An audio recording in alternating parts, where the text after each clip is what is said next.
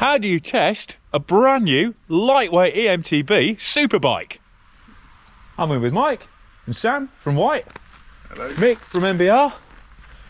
We're on the latest Whyte E-Lyte E-MTBs.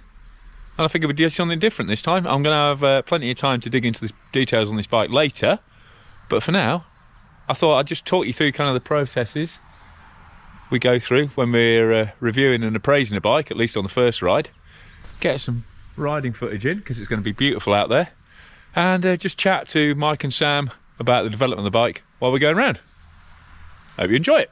So, that's first climb done. You just, feeling for how the bike reacts as you pedal. Obviously, feeling that your pressures and your rebounds are roughly right by bouncing around a bit. So I added a bit of rebound to the fork, taking a bit off the rear shock. Just been chatting to Sam and Mike. They've eased off the anti-squat. That's noticeable straight away. So the bike feels a little more mobile in under pedaling. And you're saying that's for kind of increased traction and small bump patter response, really? Exactly, yeah. Yeah, just kind of giving that bit more sort of grip and control on the climbs and everywhere else, but yeah, especially on the climbs, just giving. Yeah, I think it seems to be where most brands are going now. They're reducing. You're spinning a lot. Apart from the race, yeah, true. Yeah, it's more even cadence, I guess. You want the more comfort and control and grip as you're pedaling. Yeah. And have you done the same with it? Did you ride this like motor free? Because I know you did with the first E-MTBs from Whyte. No, I didn't have to this time, so I didn't put myself through that. But yeah, no, had the motors lined up in the frame, so just straight on with the motors. And just having a smaller motor help you with the? I guess it's not, because you're not a lower link driven design. Does it make much difference having the motor in different places, or having a smaller motor to work around rather? Kinematics really, because the kind of clearance around the back where you got the main pivot near the bottom bracket is like similar. The space of the motor occupies about the same amount of space. Cool. Okay. It's more obviously the weight and the kind of aesthetic of the smaller motor comes across a lot stronger. Yeah. So you don't have to do some massive Meccano setup like Yeti or anything to get around the motor. No, it's pretty similar to the 160 actually, where we've managed to put the main pivot, so it's not kind of constrain the kinematics at all. It did give us an option for being that smaller motor. It kind of opened the discussion about kind of how this bike's going to be built, and then you'll notice obviously it's not got the same clocking that we've done on the E160s. And by which you mean rotating the motor so you can slide the battery down the front. And that's because Mick's bike there, that's the standard E160. So it's and you can see the motor's rotated round, so it sits higher above the BB, but that means you can get the battery where most of the weight is down lower. And a lot of that was, kind of discussion when we got into it was kind of, we made a decision early on that the 400 watt-hour battery that's in the down tube of that bike was going to stay in there, in terms of it's not slide out like we've got on that bike. And then that meant that we could have a more normal motor position. But what that allowed us to do, which you've not got fitted today, is the Powermore range extender, which is nearly 2 kilos. We could get as low as we possibly can, because we realised how important that range extender is going to be for these models. And that adds about 2 kilos. But is it 200 watt hours? 250 watt hours, so we realised that it's going to be really important for people. Because that takes it up to basically the same battery capacity as mid-sized. Or most e-bikes like a year or so ago. Before you started seeing 620s and stuff. Yeah, slightly higher. Everything was like 600, 630-ish. And you're getting a few like 700s and 900s now in extreme cases, but I think 600 is still kind of common. So we're kind of seeing range-wise, depending on obviously your weight. I'm being a big lad, a little bit less for me. But ranges we're seeing sort of 12, 1300 meters of climbing just on the 400 watt-hour battery. Nice. So then obviously the 250 gives you that little bit more. Right, I'm going to make me excuses now, because these boys are on the longer travel bikes and they're a lot more skilled than I am. So, Sam's a multiple enduro national and international winner. Probably just national. But yeah, well, all right, just national. Yeah, might have smashed a few titles there along the way. And Mick needs no introduction. Shredder. And Mike's being shy. Whatever. Well, we'll watch them disappear. And I'll start assessing the bike as we drop in. It'll be snowy wonderland. Go for it. You go, mate. Go on, you lads. Go, mate. Yeah, yeah. The one thing that is going to be interesting on this is that I've never ridden these Goodyear Escape tyres before, so I don't know what I'm dealing with in terms of grip, and they certainly feel pretty mobile at the moment. The bike's sliding around all over the place, but oh bloody hell, that back end is crazy smooth. Hey, it is drifting really nicely, but smooth at the back end. It's a brand new bike, so these level ultimate 4-pots, I mean, they're pretty pokey brake for an XC brake, despite the fact they are SRAM's lightest brake, actually lighter than the 2-pot, but yeah, these are completely embedded in, so whew. Oh, this is handling really nicely. Get it in the race. It feels super supple and lively though. Whole bike feels really light and fluid. Not like an e-bike at all. Oh, this is supple as, isn't it? Right, so added some pressure into the fork because I think part of the reason it's feeling super fluid was what didn't have anywhere near enough pressure in the front end. Whoa! Ha ha! Not expecting that. Pull! Yay! Remember the last time we did that, I didn't even hit those. So already we're winning on this E-Lyte, and these tyres are freaking fast. And you let them go. You can feel there. Oh, I should have done that one. Done the top 3. Okay, this bike got it, you can tell. It's only 140, 135, but whoop! Front slide. Whoa, hello. Not sure what happened there.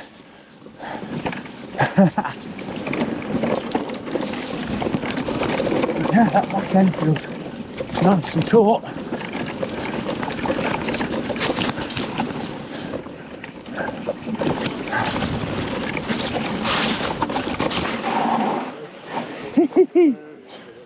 Oh, I was sick. Very wet. Hit the first 3 anyway. Yeah, I didn't do that. I remember doing that before and not hitting them. Really? So that's a really good sign, hey? Dodgy, aren't they? Made that of yeah, so you get the idea. It's basically just a bunch of riding and pushing the bike, seeing where it slips and slides, and gradually working out what the suspension's doing. But more of that, please, Mick. Come on then. I have to say, really impressive climbing so far. These Goodyears are rolling really fast. Got 4 modes,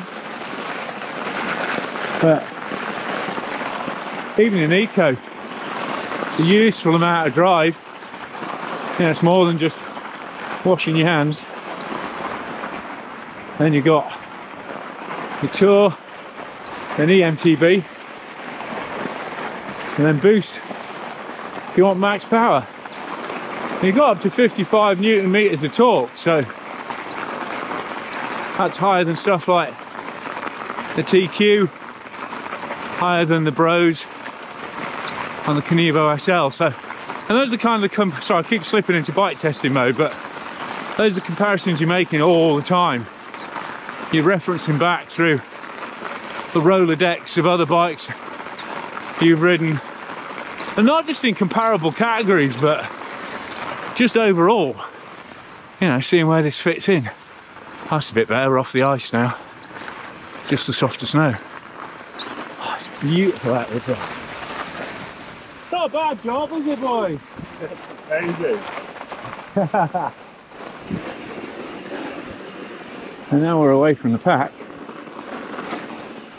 You can hear the motors. Really, really quiet.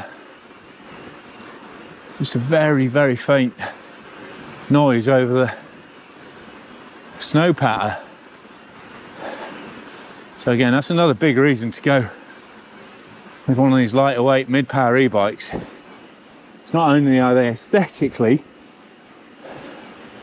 very stealth, acoustically you won't know that you're riding one either a lot of the time, and people you're riding with probably be completely unaware until you unleash 250 watts on them that you don't normally have.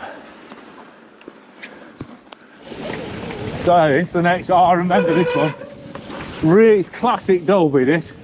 A really nice flowy top where you think you're actually doing really nicely, and then suddenly into the doom. But this is so nicely balanced. And that's what you're looking for. You're looking for how that back wheel's tracking. Blimey, it's dark. Hurrah for the Crud XL fender. That's one thing I always take with me when I'm testing, if I remember. That fender, it just makes it a lot easier to keep things in your eyes. You seeing you're not going to clear it from this tiny little lump? Yeah.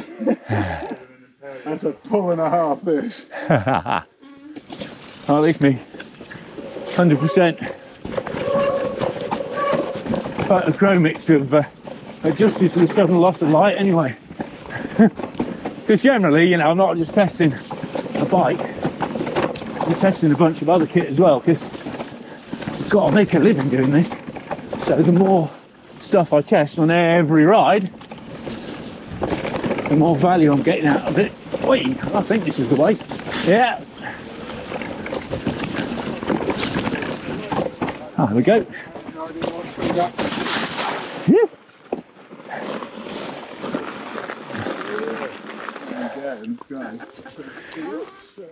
Oh, it's a cracking trails for testing on anyway. I think I might drop a little bit more pressure out the fork. Overcompensated on the last one. But actually no, it looks, that's what you're doing, you know, checking front to rear, how much travel I'm getting. It's actually reasonably similar in terms of proportion. And yeah, crack on. I have to say, that was a tricky little snowy climb, and this SX motor handled that really well in terms of having a very, very natural response. Could really feather the traction then. Really climbs naturally, this bike. So yeah, a little bit more mobile out of saddle, but sat down, tons of traction. Right, it's going to be interesting because you remember this one being as twisty. Whoa, hello. It was all hell.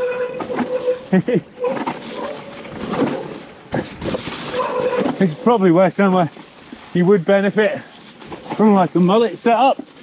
I definitely benefit from having my feet clipped in. Come on. But yeah, and this is running the steeper mode as well at the moment, so 65.6 degree head angle and relatively tall 350 BB height, so you know, I won't spend more time on this.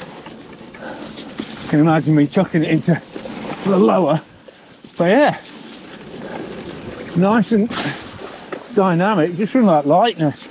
It's just really easy once you relax, start moving it around. Really mobile, agile and responsive.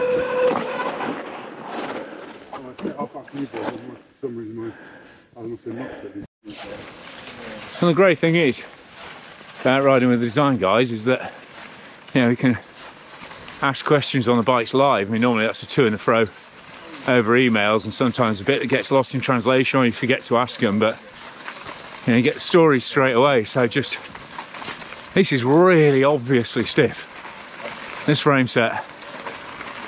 And Mike and Sam were saying that when they prototyped the linkage they've used on this, they actually used an alloy bike and it was just way too stiff. So they had to go back and take a load of material out the back of the linkage to kind of tailor that stiffness. So again, it's just all that, you know.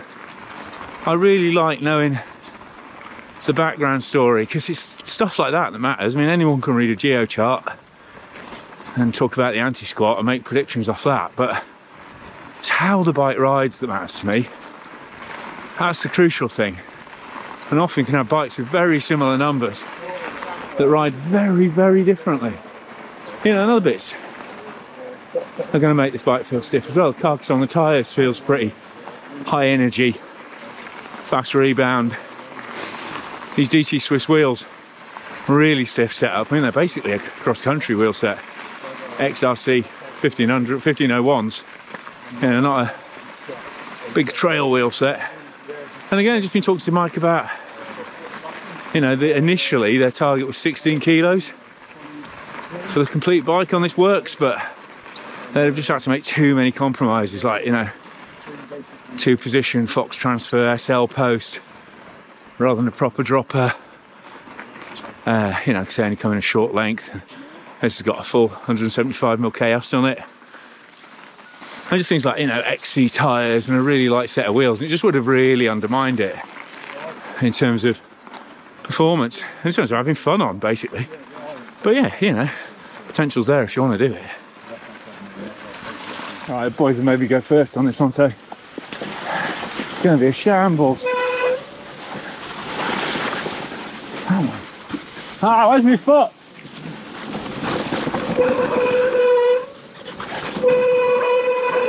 Oh, yes.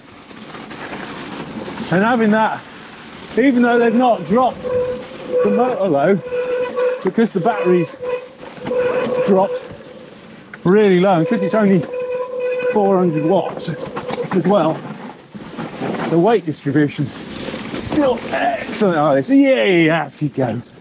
Come on, where's my footing? And it's just, you know, you're not feeling like you're going to be high-sided or hung out to dry or just tram-lined on all the time on this bike. It's really, even set up high and steep, it's really responsive to hip and bar movements.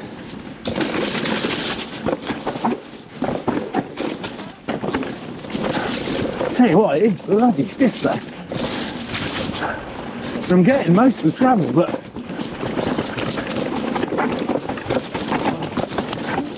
it feels like set up pretty firm at the back still. Whoa! I'm glad of that stiffness there.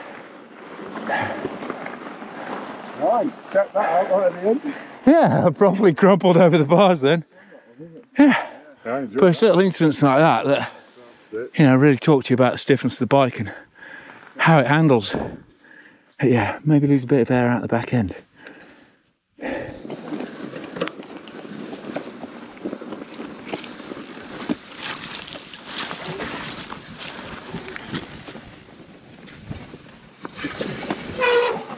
Oh, I cannot find my feet. I think these enduro boots are a bit numb. Oh yeah, another new. Whoa! It's really putting me off. Come on. Let's hope this will be fine, but the fork's better now. Take a brush out the fork. That's feeling better balanced now. Oh, don't make me unclip, I've only just got my foot in.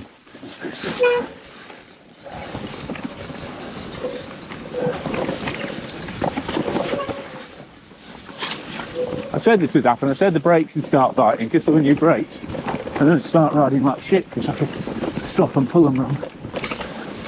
But, yeah, basically, I mean, every little route turn you hit is all going into the calculator of how the bike's responding.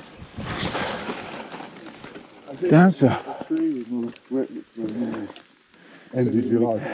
Right, I did ask if people wanted to send in some questions on Instagram, so I'm going to try and remember as many of them as I can. First one was, can you fit a PRS-T1 linkage fork? Which was the original Whyte product, wasn't it? Yeah, legendary. Which I think, yeah, at the time I think I said, is this the best XC bike ever? on the cover of Maxim Mountain Bike, because it was crazy smooth compared to an 80mm Manitou SX, but now that was a completely dedicated frame, is that one, but it's the same frame on both these bikes, so you can go 150 or 140, is that right? Yes, the bike's been tested up to 150. The Sam's on the 150 there, and it's actually an ASTM 4 frame? Yeah, so the frame's been tested to ASTM or 17406 to level 4, yeah. Yeah, so what's that? Is that Enduro? So it's like, well, we're calling it light Enduro. Yeah. So you can, on the 150 bike, the standard says drops up to 1.2 meters, and that kind of speed, so yeah. up to, I think it's 50 kilometers an hour. Yeah. Yeah. But the 140 Works has got a lighter wheel set, Yeah, so that takes it down to a 3. Yeah. 17406 is level 3, so that's, you know, and obviously the wheels take a fair amount of punishment on any bike. Yeah. So that's why that bike is mainly down to level 3. One of the other questions, which I didn't think was fair, was why is it so expensive? Because actually, parts for parts, it seems really good value to me. Yeah. Compared to like a Canevo SL. I think it's £2 more for a similar spec. Yeah, some people have actually said the opposite, said, wow, you know, it's actually not that expensive, which is... Yeah, because you guys have gone in really hard on the pricing this year, right? Yeah, and especially because both the Works bikes that you guys are on there also come with a power and more range extender standard as well. So yeah, I appreciate that retail price is high for certain, and you know, but in terms of for value of what you're getting versus some other bikes out there, we think we're doing pretty well. Yeah. But we understand obviously that the retail prices are still very high, and in the coming future we might be able to bring... What are orders looking like? I guess that's the main thing. How's it gone down with dealers? Yeah, are they keen? We've just come back from 4 weeks of seeing our UK dealers around the UK and also our internationals, and it's been really positive. Yeah, really positive. Fine, excellent. Rio town and city sort of bike as well, both been really well received. So. Excellent. So do you see this lightweight e-bike being the future?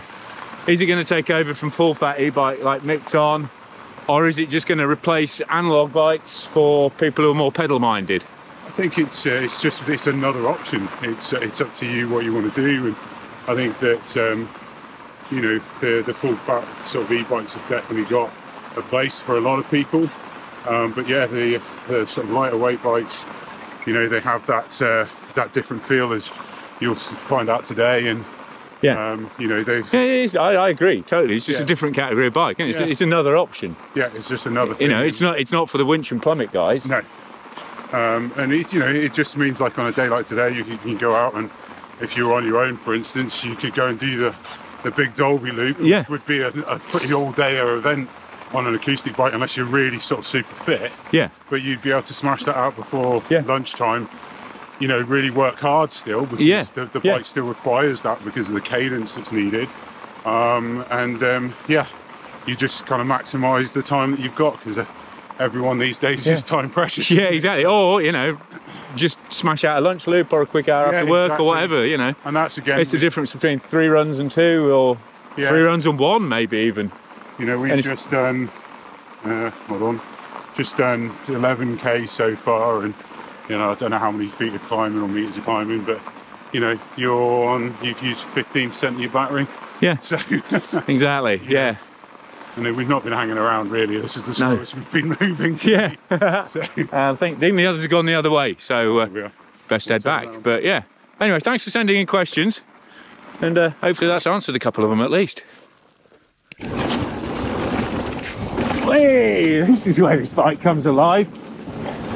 Hustle and flow trails. Yes. Oh, lovely and plush off the top there.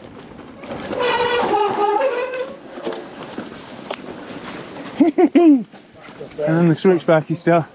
It's just handier and more agile, isn't it? Yeah, popping and flying through there felt awesome. And again, that's, you know, the whole point of testing. It's not just one area. You run a bike, you make sure you test it in as many scenarios as possible, because you know, I've got a lot of experience, so I can certainly predict how a bike's going to feel in different situations, but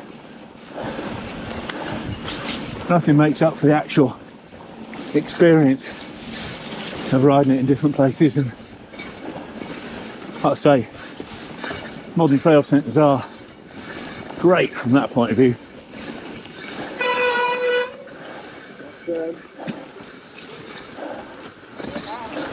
Whoa! nearly hit the ball shorty.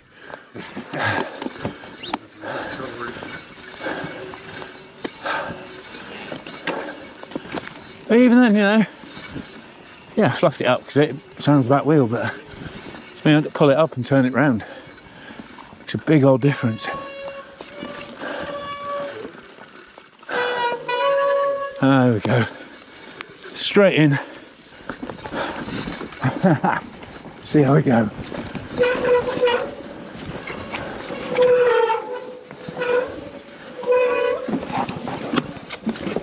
Whoa! Woo! It's not on them lousy lines.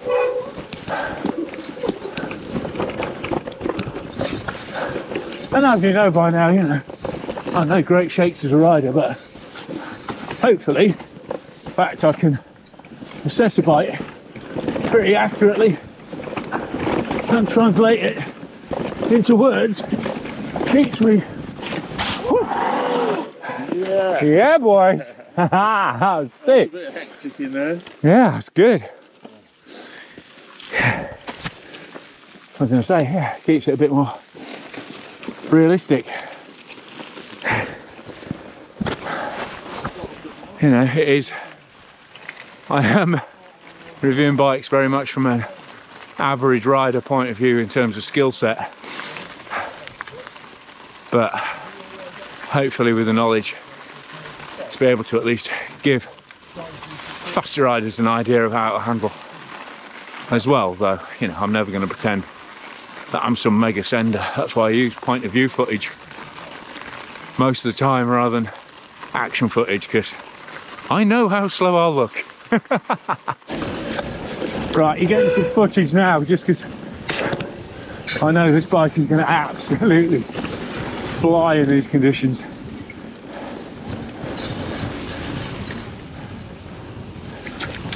It's like a more agile setup. It's just made for floating stuff like this.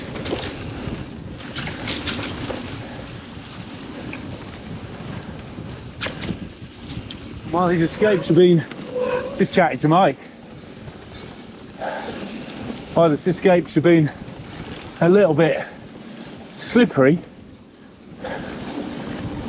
in a little wet trough rooty sections, they roll super fast. And Mike was saying Goodyear actually weigh every tyre before they send them out to make sure Whyte are hitting those weight targets, because they're so important on this model. And it's just, you know, again, it's just those backstories that I find really, really interesting. As well as, you know, I mean, I'm definitely probably going to flick this bike into slack mode, because that front end is pretty hyperactive. It's been in a good way, because with that extra pedalling clearance, stuff like this means you can really drop your weight in behind that front wheel, really hustle it through flatter turns. But on the steep stuff, I am feeling a bit over the front. Hey, ducked to avoid the tree and lost the track. But again, look at that, straight up to speed. And again, you know, it's been interesting riding a new set of tyres, because everything else on this bike is familiar with. Some slight changes, I think, the damping that I'm used to on the float rear shock, and Sam's been through 3 different tunes on this, so I'll grill him about that. Quite high, reasonably high leverage. Oh, okay, right. But just, yeah, trying to kind of contrary to what you might think. You don't want like a harsh platform, Yeah. to make you feel every single bump. You might have on a traditional XC bike, but you've got the motors, the rules going to change a bit on a new bike. Yeah. Yeah. Yeah, I've certainly settled into it. Yeah. You know, that's the thing, isn't it? You always, your first impressions are quite valuable, but then you've got to feed more and more experience into it as you get sort of embedded in the bike. Yeah, yeah. Let's see. Yeah, it's good. And then similar sort of, I guess, a similar amount of tuning work and stuff. Well, sorry, lessons learned on the T140 analog bike, I guess, are quite applicable on this, on the lighter one. We had another project in the middle, which didn't go to production, but that was even closer to this. Yeah. And yeah, a lot of work going on that with the linkage and the shock tunes for a kind of 140 style Carbon bike. Yeah. And a lot of work on the rebounds as well. Yeah. Just trying to get the right feel. Kind of balance between control and liveliness. I think it's a lot dictated by the rebound rather than the compression. Yeah, yeah, sure. Oh, here we go. Off piste.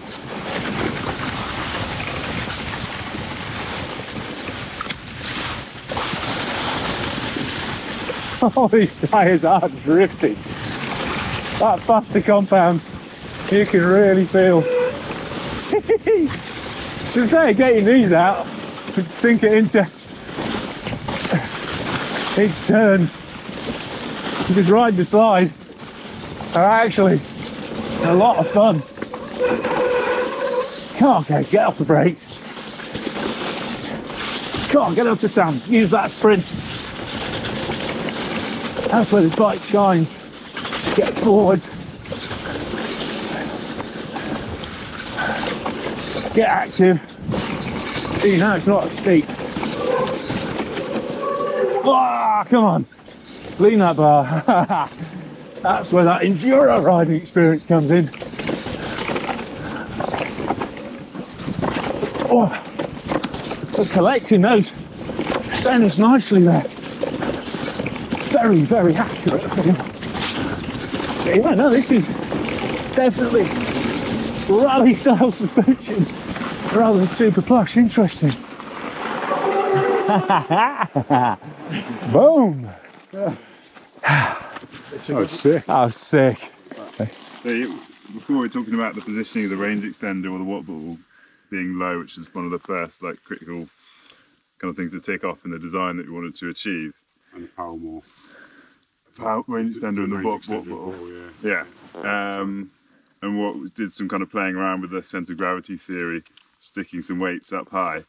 It's made such a big difference going out riding and just initiating a lean. You just notice it. Even if you're like string a wiggle between the trees and you don't even think you're really leaning, you're initiating a slight change of lean. Yeah.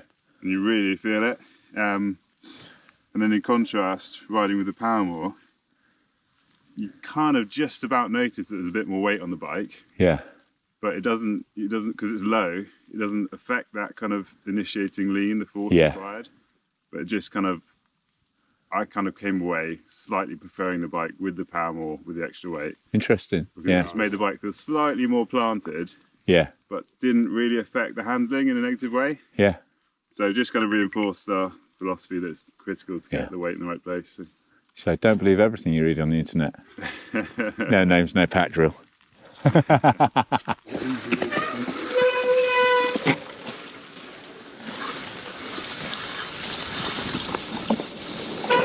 So days like this, it is basically just playing with your mates and working out how the bike responds in different situations. So, you know, how the head angle's working through there, how the bike's sitting on its wheels. So it feels relatively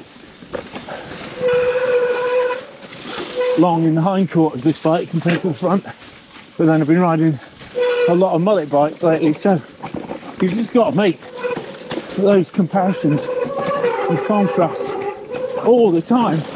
You know, there's just those assessments and adjustments are all part of the game and the skill, I guess. Whew. I'm certainly learning a lot about these Goodyear tyres and these forks. But apart from that, you know, the algorithm's pretty complete. You know, I've ridden XXSL a lot. that was like, Why was that so sudden? Really cool. Yeah, it must be awful on those tires, mate. yeah. Sorry, what I was trying to say, but the track got the better of me, is it's kind of, you know, one thing experience does give you is a big comparative Rolodex of, gosh, show me age there, a spreadsheet, that's what the modern man would say, of, you know, how different components behave in different situations. So I do know how. Thanks very much. Cheers. I do know how the brakes behave. I know how these wheels behave. Fork, I've been spending a lot of time on this 140-34 recently. The float, I've got on 2 bikes at the moment. And again, it's just that kind of critical mass of making sure you're up to date on as much equipment as you want, as you can, as much equipment as you can be, so that when you drop a new bike into the grid, it connects to existing experience in as many places as possible. And that obviously really shortcuts the testing process, lets you get deep into the tech and deep into the differences and nuances of each bike a lot quicker. Right, bit of Bluefoot, lads, to finish. As Mike says, this is kind of where these tyres and a lot of this bike are spec'd for. This more cross-country hustling environment, and I have to say, even with it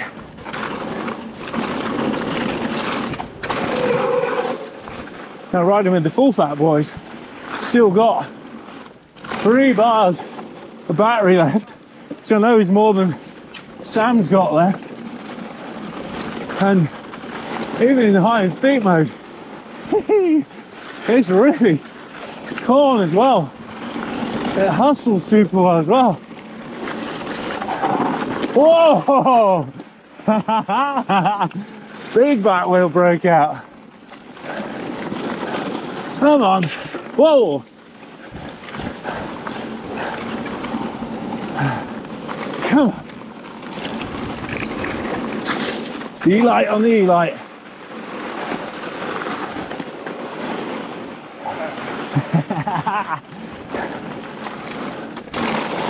Little pop of air there. Here you go, Mick. Told you it's worth doing the blue. Oh, it's just great having the ability just to hop and hop it round. Get some lift and liveliness into it. I am going to love having this bike on deck. I can tell already. It's just going to be a lot of fun to have around. So I might have to stick some grippier tyres on it for the wetter weather. And I'm probably going to definitely drop it into lower slacker mode with that Shape It link.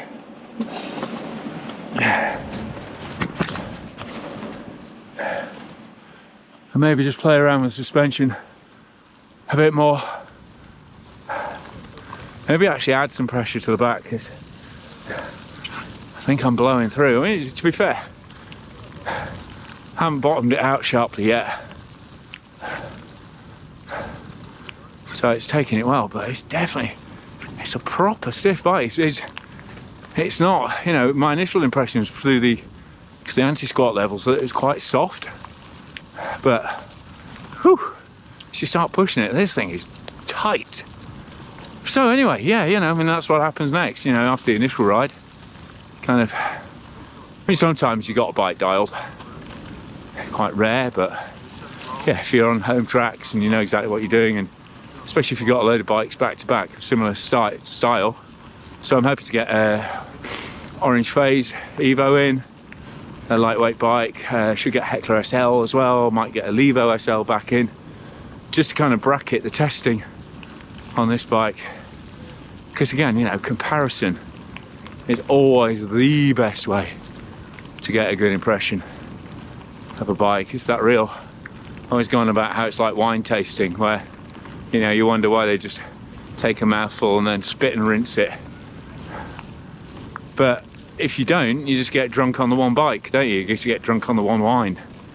Whereas if you do the whole, you know, swill it around a bit, take a mouthful of another one, you get that real instant kind of comparison, compare and contrast on things. But you know, I think it's probably just going to be a video of me squidding about after better riders and trying to hang on sketchy tyres, but rather than being a real insight into testing. But you know, hopefully it'll strike up some conversations in comments and you'll be able to pull some wisdom out of what the Whyte guys are saying, and also appreciate that they're bloody good riders, and that's always going to inform a bike in terms of how well the bike itself rides. You know, good designers tend to make really good riding bikes, and certainly feels like this Whyte is a prime example of that again. So as first rides go for testing, that's pretty much as good as it gets. Superb trails, superb weather, cracking bike with a lot of interesting stuff to get my head stuck into, plus awesome riding company, including the designers themselves. So cheers to Guys from Whyte for coming out, dropping the bike off with me in fine style up at Dalby. Cheers to everyone who you know, does the trail building over here at Dalby, and massive thanks to my channel sponsors who are up in the top corner there, and my Patreon sponsors who pledge on a monthly basis to keep this old fool chatting to a GoPro in a more sustainable manner. So if you really like what I'm doing in the channel, please consider joining me on Patreon, and you get early, extended and exclusive edits, all ad-free as a thank you. But click for notifications, click for subscriptions, give this a thumbs up like if you've bothered getting to the end of this strange old random ramblings today. But hopefully it's given you some insight, and even if you haven't got much insight out of it, hopefully you've had some good riding footage to keep you occupied. I've certainly enjoyed first time getting to grips with this E-Lyte, and I look forward to coming back with a full review on the bike once I've done full due diligence on it and ridden some of its competitors as well. But for now, I've been GuyKes on GuyKes TV, first riding the Whyte E-Lyte Works 140.